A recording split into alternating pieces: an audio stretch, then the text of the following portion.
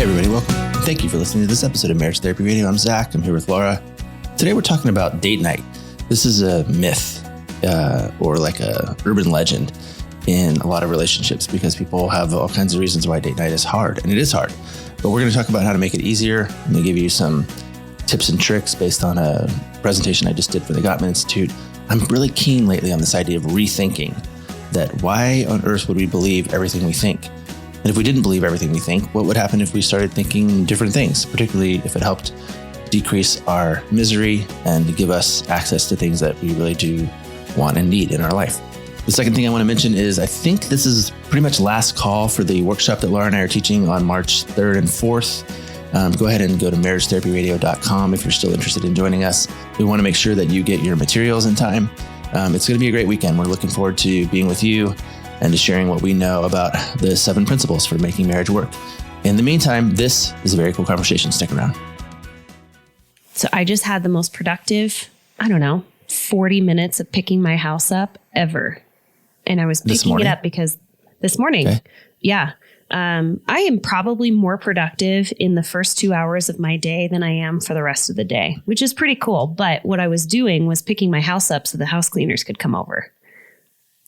I know you're going to scoff at this. Well, I just think that's fascinating that it's like irony is like built into the thing. We pick up our house before the housekeeper comes over. I mean, I do the same thing, but it's just an odd thing to have like come out of your mouth. Wait, do you have house cleaners that come over to your house? Sort of. It's not regular. It's every other week. Yeah, that's me. Yeah, us too. They do a good job.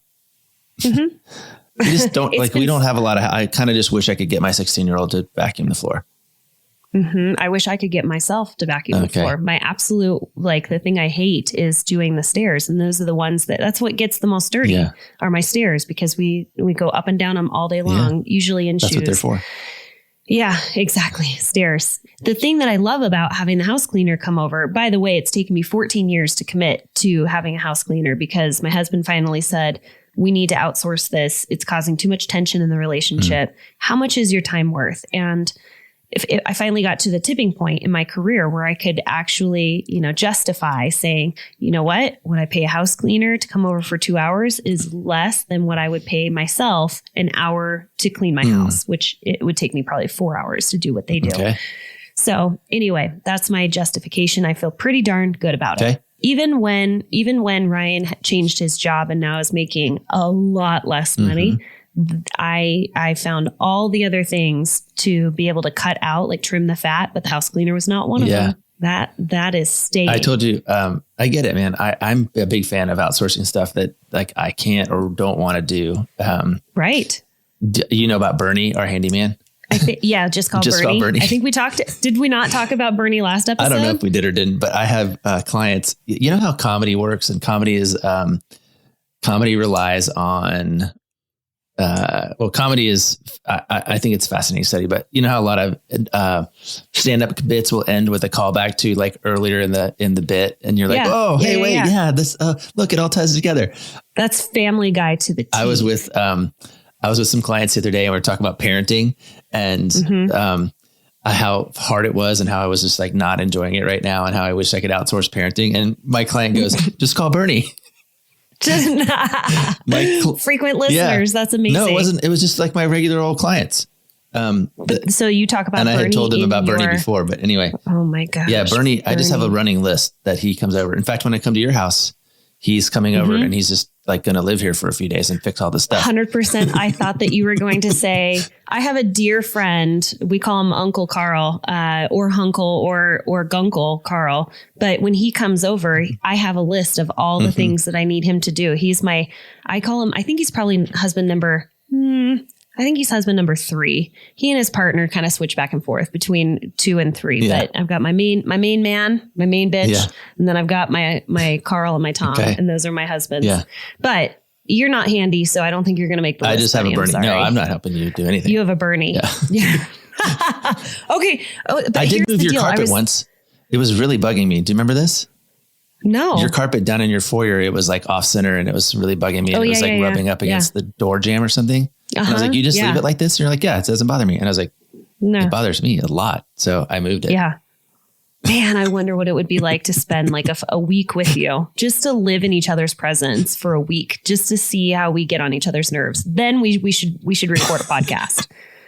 I have some friends. It's pretty fun. So I hate the phrase that comes out where I'm just hanging out with my girlfriends and they go, so I was listening to your podcast this week. And I'm like, no, you know who you are because you're listening right now and you're going, oh man, she's talking about me on the podcast. Stop listening. If you know me personally, stop listening to the podcast. It embarrasses me. I don't like it. I only want a distant relationship with our listeners. But not really. I mean, I really do want to hang out with my listeners and I want to, but anyway. Okay. So let's circle back for a second because I just had an epiphany that the fact that I have a house cleaner every 2 weeks forces me, I'm going to drop this and I don't know if it's gross or not, but I only wash my sheets every 2 weeks. How often or frequent do you wash your sheets? Is that gross? Am I going to get it? Okay. They already know about my oral hygiene and I'm a little worried that that's so infrequent, but it forces me to strip the sheets, get them in the washer. Like having it on the calendar is this, what do you call it? It's like it's a ritual of cleanliness. It's an account. Yeah, it's an accountability. Do you have it actually on a calendar? It's like written on a calendar. Like today's the day that I change my sheets. No, it's just the house cleaners are coming and I want them to I don't want the house cleaners like touching my dirty sheets. That's gross for them. I'll let them scrub my toilet, but not my dirty sheets. Anyway, so bizarre. Right. But I was thinking about this as a ritual that when you put a date on the calendar and you say, this is happening on this day, there's all this lead up that tends to happen. And it was making me think about relationships that if I have accountability, and I've talked about this before, I have to hire a babysitter, someone to care for my child. And that's my accountability is I'm not going to let this babysitter down and cancel short notice. I'll cancel on my husband all day long, but I won't cancel on the babysitter. So if I put it on the calendar and I say, you're coming over every Thursday at 5:00 p.m., then I have my accountability. Little does this 14-year-old girl know that she's the one that's making my marriage work. But then I have accountability to go on a date with my husband. Yeah. And so I was just thinking about how important it is to have that sort of built-in accountability and calendaring and scheduling things. Yeah. Anyway, you did a big talk on date night, did you not? I did. Yeah. Remember? Yeah. I recorded the podcast on Thursday morning. I wrote the presentation on Thursday afternoon and I gave it on Thursday evening or Thursday. I hate you so much because it would have looked very different had Laura Heck done it. I would have been on the third round of looking at myself in the mirror and practicing my presentation on Thursday afternoon while you were writing your script. Totally. Writing it? No, you didn't write it down. I just made a slideshow. They made me make a slideshow. So once I made the slideshow, I knew what all my talking points were. All right. Well, I did something I've never done before though, which was kind of good. This is a self-care thing. So the Gottman Institute asked me to do the presentation. They said, hey, we need you to do a slideshow. They said, here's a template. Did they ask you or did they ask? Well, they asked you and you said no. And then they asked me. But you know what I did? I did the presentation and that helped me buy a plane ticket to go see my daughter, which is next weekend. So I'm doing that. Look at that. It took me a couple hours and now I get like basically a free plane ticket. So I'm not worried about it. And it's okay that you're their favorite. Yeah, it's fine. But I did something I've never done before, which is they asked me to do it. They said, here's the template for the slideshow. And I was like, I do not have time to do this slideshow. Here's a rough outline. And then they made the slideshow for me. So I outsourced it. Remember when we did the Art and Science of Love and I like slaved over the slideshow till like 3 or 4 in the morning every night for like 7 weeks and just. No, I was not present for that. I did that. I was sleeping. I did that. Okay. And nice. And it didn't I was like the ROI wasn't there for me or for us. So I just was like, I can't. Plus I'm not good at slideshows. So they had their designer do it and took her probably half an hour. It would have taken me 5 hours. So talk about outsourcing. I'm doing a good job. Yeah. Know what you're good at. But I did it. Yeah. It was actually really nice. They asked me to talk about revisiting romance, I think was the title. And I think you can still get the, I think you can go on to their website and buy it or watch it. But we're going to give it to you for free right now.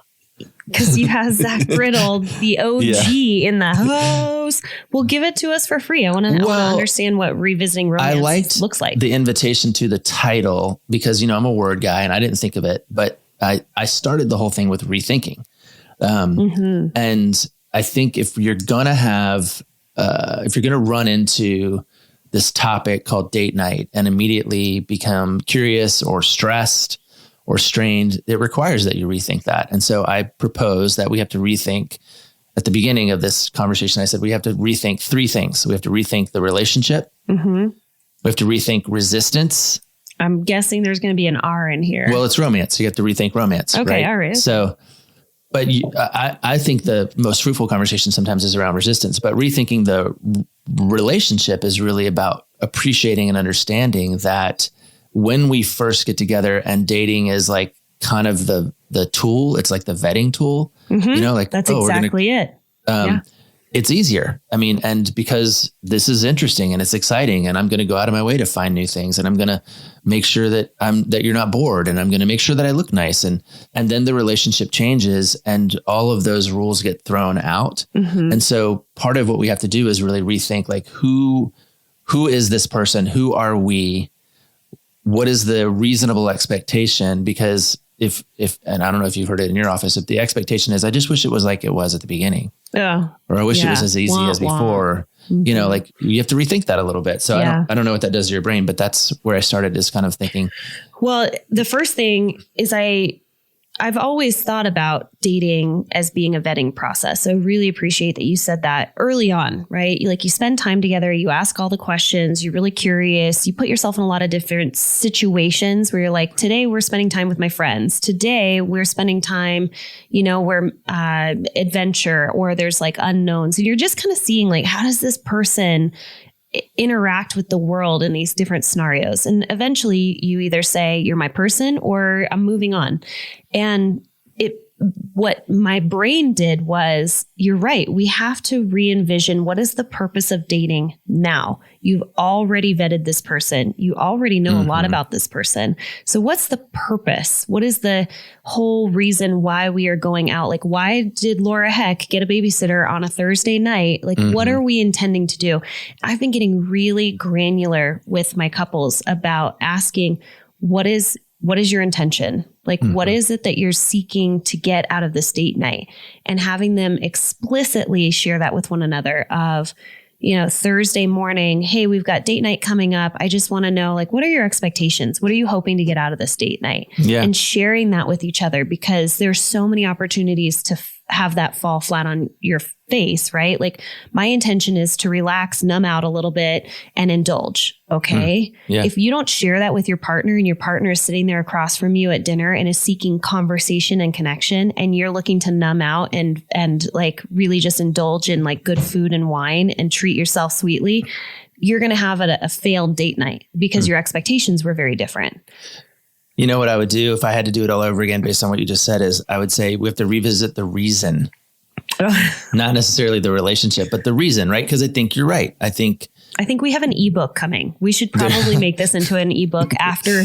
Yeah. Good grief. We keep making stuff. I need to outsource that. Yeah. I think, though, you're exactly right. Like, we have to recognize that going on a date in year 6 is different than going on a date in month 6, or year 16 is different than, year 6 even. Are you going on a date tonight? Like tonight? No. Oh.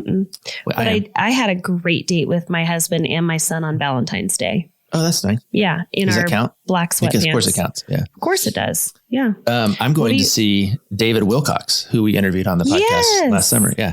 Yeah. He's in town. And so we're going tonight, Rebecca and I, and we're going with Jason. Yes. Jason is coming, our producer. That's our producer, huh? And his wife. Yeah. So what is your intention? What are you hoping to get out of this date? I think tonight it's mostly just a kind of a letdown. We're going to look forward to being with some friends. We'll spend some time with David himself. I have some specific questions I want to ask Jason and his wife, Paula. But mostly we're just going to eat good food and listen to good music and feel like just like a little bit of nostalgia. We've been listening to David for 25 years, 30 years. So that would be, as your therapist right now, I would say, can you please ask Rebecca? And my guess is that it will feel really good to Rebecca to have you be interested in what she's expecting. Rebecca, we're going on a date night. I'm really curious, like, what are you hoping to get out of this evening tonight? What's your expectation, your intention? And when should I ask her this? Now.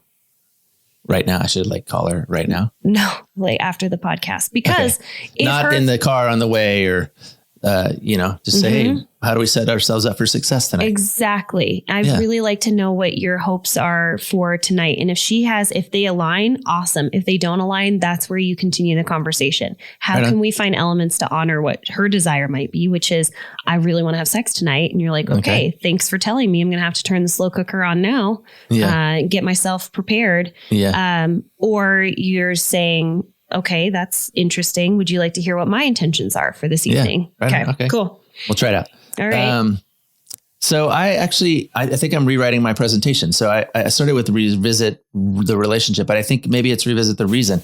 And I think the other thing the second thing you have to revisit is the resistance. Again, I remember the first time I was ever on somebody's podcast as a guest. I mean, it was a long time ago, but, we were talking about date night and I said something like, yeah, when you have date night every week. And he stopped me and he said, wait, what? I was like, what do you mean? He goes, people do this. They have date night every week. Interesting. And I was like, yeah, I guess so. I mean, I was a newbie. I didn't really know, but he immediately rejected the idea that was even a possibility. They had young kids. And of course, a lot of dates, maybe they cost money. And of course, babysitters cost money. And so there are lots of reasons that we put up to avoid or prevent ourselves from carving out time for one-on-one. So I think we need to revisit some of those, whether it's cost or time. Those are the biggest ones, or energy. Because if those things are in the way, it immediately stops you from going to a concert or going out to a musical theater show. But you don't, that doesn't have to, those things okay, fine. Do a free date or do a date inside your house. Yeah. I talked a little bit about, this is greatest hits of interviews we've done. We talked to Tyler Turk a while back. He has this business called Created with Love, which is a monthly subscription that a box that just comes to your house. And it's a date night that includes fun and joy and adventure and discovery. I'm so impressed with your ability to remember first and last names. My brain just discards it. Meh. Yeah, no, I don't know what that's about. But except for a little bit of Sarah and how do you look? Kim and Lisa. Those. Yeah. Okay. Go on.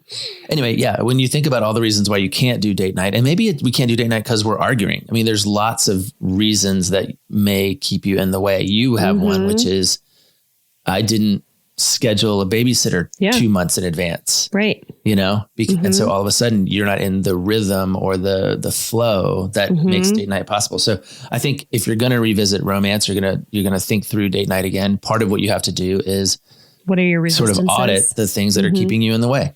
Yeah. Emily Nagoski talks about that in terms of you did it sex. First and last name right there. Yeah, well, she's kind of a big deal. I mean, not that the people that you talked about are not a big deal, but she's kind of my girl crush. So that's that. But she talks about the context of when you are thinking through sex. It's I have some actual real resistances. Let's talk about it. What keeps you from leaning into pleasure and feeling safe?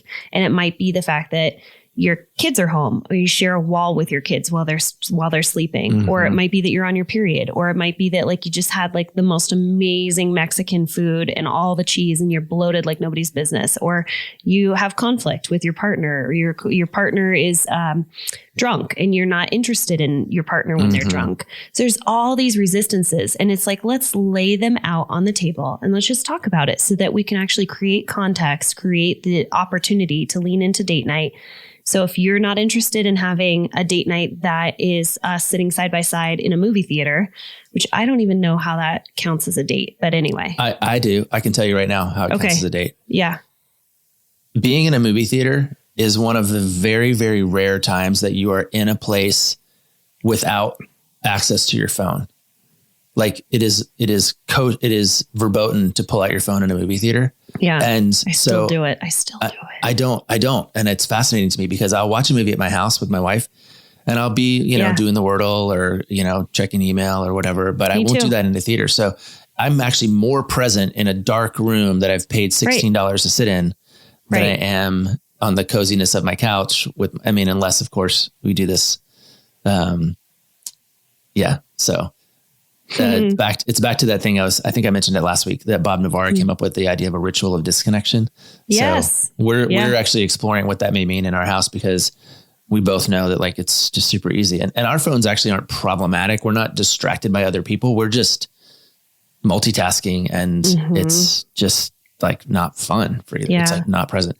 Did I say this to you, or did Emily say this to us, or did you say this to me? But I have this new question that I've been asking clients, which is, if you're going to have sex on Thursday night at 8 p.m. Yeah. When do you want to know? I want to know as soon as possible. You want to know like the previous Friday? Sure. And then I want to revisit it. I want it to be more top of mind, like first thing in the morning or the night before. Yeah. Some people, of course, would say 6:59 p.m. The minute before. Yeah. Like that's fine. Okay. So those are ready to, they're hot and ready to go or whatever. Those are spontaneous arousal folks. Got it. Yeah, whatever. Or men or whatever. I mean, just put them in any category you want. But I think that's an interesting question about resistance, because of course we hear a lot of people say, oh, I feel like every time we make out, or every time he gives me a hug or she gives me a hug, that means they want sex. And I'm like, okay, fine. And I'm not ready. It takes me a while to warm up. Okay, great. That's fine too. But if you're going to have sex at 7 p.m. on Thursday, when do you want to know? 7 a.m.? So you can think about it all day long that day. Or like maybe the previous Friday, which would involve maybe a little bit of calendaring or something. But I think this goes back to opening up the conversation about removing resistance. I think that's an interesting question to ask your partner. I don't think I've ever asked Ryan, like if we're going to have sex, if we're the type of couple that says, hey, let's make sure that we have sex tonight. Let's like be really intentional about, which I think is really important, by the way, to have really clear communication and intentionality when it comes to sex and intimacy, because it gives you something, one, to look forward to. It reduces your anxiety. I have a lot of partners where they're just like, I'm always thinking about when I'm going to have sex with my partner again. Totally. It's always on my mind. So if I communicate that to you of, I'd really love to be close and connect with you tonight, it puts my partner at ease. Yeah. So I just think that's a really fun question. I'm going to ask Ryan, when would you like to know if I'm feeling kind of randy and I'd like to be intentional? When would you like to know? Would you like to know 10 minutes ahead of time? Do you want to know that I'm thinking about it tonight? Well, and I like to put things in like generic space, right? Like that's why I always talk about sleep naked on Wednesdays or something. But I would say if we're going to have sex at 7 p.m. on a Thursday, sure. Maybe don't ask him today because today's Thursday or whatever, but to give room for the question to percolate. If that's going to happen, if that's a thing that's going to happen. Yeah. When do you want to know? Like when do you want to know? I learned this I think I learned this version from a question about, from a business mentor once who told me, if you were going to get fired by the end of the year, when would you want to know? Like the day before you got fired? Or would you want to know you had 6 months to get that you were getting fired? Like because people are different. I mean, I think that that's exactly it. Everybody's different. So, yeah. What's your other one? You said the last one is actually revisiting romance. And what does it mean? What does it mean for us to feel connected? And this is where I did unleash Terry's sort of template around, there's 5 styles of intimacy or romance, which is intellectual, emotional, physical, sexual, spiritual. This may step on the first thing that we were talking about, kind of revisiting the reason, but what is it? What counts? What counts as romance that we're going to say, yep, we did it. So you had a date on Tuesday, Valentine's Day, with your husband and your son. And my first thing was, did it count? 100%. And you're like, yeah. I'm like, okay, cool. Did it count as romance? I mean, who knows? But I think, again, revisiting the way you think about that stuff maybe opens the door to new opportunities. Can I share with you something that counted as romance last night? Actually, you know, I was talking to a client this week, and she said, we had sex. And I said, why? Why did you have sex? What was the thing where, and the difference was she initiated. So I said, so why did you initiate? And she shared with me chore play, basically. She said, my partner did X, Y, and Z. And it was a little different from sort of the normal of our life, where I tend to be a little bit more of an overfunctioner, but he did these things and it just really made me feel cared for. And so I went, okay, that's important information.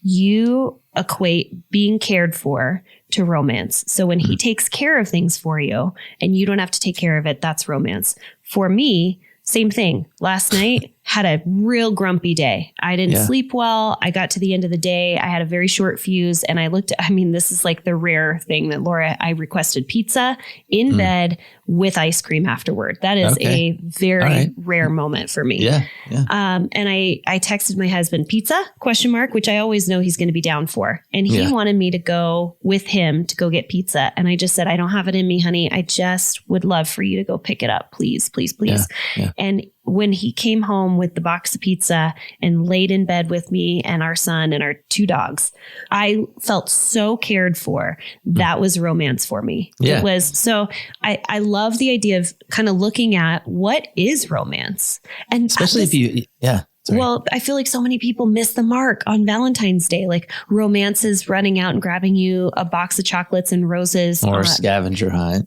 Or a scavenger hunt, right? And so you go through all this effort, or maybe very little effort. You're just like, it's Valentine's Day. I'm just going to grab this and throw it at you and hope that it checks the box. Yeah. And meanwhile, your partner's like, literally all you needed to do was make me a cup of coffee and like get the mail today. That would have knocked my socks off and you would have gotten laid. Yeah. But no. The other thing I'm thinking about is how Netflix right now really wants me to watch Lady Chatterley's Lover. Do you know this? Do you know this story? No. It's a period piece. Actually, no, I already watched it. Mm-hmm. Yeah. Anyway, it's this period piece about this Lady Chatterley, and she meets and kind of falls for the gardener. Yeah. Yeah. Oh, the gardener. Yeah. Bernie. She falls for Bernie. For her Bernie. Yeah. Yeah. I read it in college. Like I haven't watched it, but I understand what it is. And it's a piece of romance, right? It's this wrapped up bodice ripping kind of, I'm going to find it in the nooks and crannies of my world. And it's going to be, life-giving and all that other stuff. And, you have to revisit that because like we were talking with Candace Horback about, like, sometimes that stuff doesn't happen in real life and you have to integrate the day-to-day reality of being in a long-term relationship with somebody into your concept of romance. And that will make date night go better if you're not expecting this sort of bodice ripping in the jungle kind of thing. So in the jungle or the woods, like don't they like make love like in the barn or something? Yes, and then in the woods barn, and then just like the most beautiful scenes. Like they're running around naked in like the rain. It's lovely. I mean, reading that in college was like a crisis of conscience. It was a crisis because I had my professor essentially asking me, this young 19-year-old evangelical Christian kid, to consume pornography for a grade. Yeah. And, pornography, whatever, I don't really think it counts, but like it counts for insane. you if it counts. Then all of a sudden Netflix is like, maybe you should watch Lady Chatterley's Lover. And I was like, there's like a little post-traumatic stress involved in that notion. But Cold Mountain, that was the first one for me. Cold Mountain, it's this story about Jude Law, who is a soldier in like the Civil War, and his wife, Nicole Kidman, is like waiting for him to return, and maybe he's dead or whatever. And he walks all the way over this mountain, and he comes back and he's like hairy and gross, and he's got gunshot wounds, and she like meets him in this log lean-to cabin thing. And then the next, 20 minutes of the movie is this incredible lovemaking scene. How have I never seen this in my Google searches? Because you're too young. Honestly, it's a pretty old movie, but I was like, hold on a second. What? This guy smells bad. He's lying on wood. The candle definitely doesn't like create that much warmth, ambiance and romance. Like she's not, her hair doesn't look like, anyway. So I think we have to just revisit our notions sometimes if we're going to call it successful. So that's funny. I'm not bottom even line really is clear where we're at now with your talking points. I know where I'm at. We talked about revisiting the relationship, or revisiting the reason for date night, revisiting resistant, and also the things that are in the way, and then revisiting what romance and what actually counts. And I think those things are all part of rebuilding or rethinking. Rethinking the way you do things. No, I believe it. And I was about to say this too. I have noticed a theme that is frankly just true about the way I think about our podcast, which is I want people to listen to Marriage Therapy Radio and go, I guess I've never really thought about it like that before. Like, and that's come on a string, right? It's come after the Bible interview I did in December. It came after the pornography interview we did in January. Next week, we're talking to a friend of mine who is a money guy. And the way that his name's Matt, when the way Matt thinks about money is going to make you think, I guess I've never really thought about it like that before, because that actually is at the heart of keeping your relationship alive, like, and not stale and staying out of the kind of the routines. So I loved it that the Gottman Institute gave me that word, put it at the top of our time. And it's actually very consistent with the way I think we ought to do content. I dig it. I enjoyed this conversation, and I do think we should make some kind of a ebook out of it, because we for a while we were creating these ebooks, and it was kind of like our best hits, in this like bite-sized consumable content. Hey, by the way, I'm really looking forward to, I see you in a couple of weeks. You're going to come to Bend, Oregon, which I'm very pumped about, because we're going to be teaching together the 7 Principles for Making Marriage Work workshop, which we're inviting all of our listeners to join us for a Friday evening, and I would say like half of your Saturday. And I've been pitching this to some of my couples because the cost of the workshop is literally less than 2 hours with me in private practice. And you're getting to spend how many hours with us? What is it, like 9 hours with Zach and Laura over this amount of time? It's what I would impressive. say. Yeah, it is impressive. But I would also say you're getting to spend 9 hours with your partner. That's you're so right. With your partner. And we're giving you our best skill set, like all of our favorite things to teach to our couples. You're getting. So this is our pitch. I do want you to register when you hear this. It's time to register. Otherwise it's going to be too late and you'll miss the mark. Yeah. So, I think this episode comes out. I mean, like this episode comes out and then maybe I'm on a plane like the following week. I can't exactly remember, but but yeah, go ahead and do that. Close your browser, close your phone, and go to marriagetherapyradio.com and knock it off your list for today. Knock it off your list. That's got to tie in somehow. Get ready for the cleaner. Something. There's some like really great. I can hear them cleaning actually behind my door cleaning, which makes me so happy. Okay, well, let's land this plane. It's been a while since I've said that, and I think it's important to say it. Right on.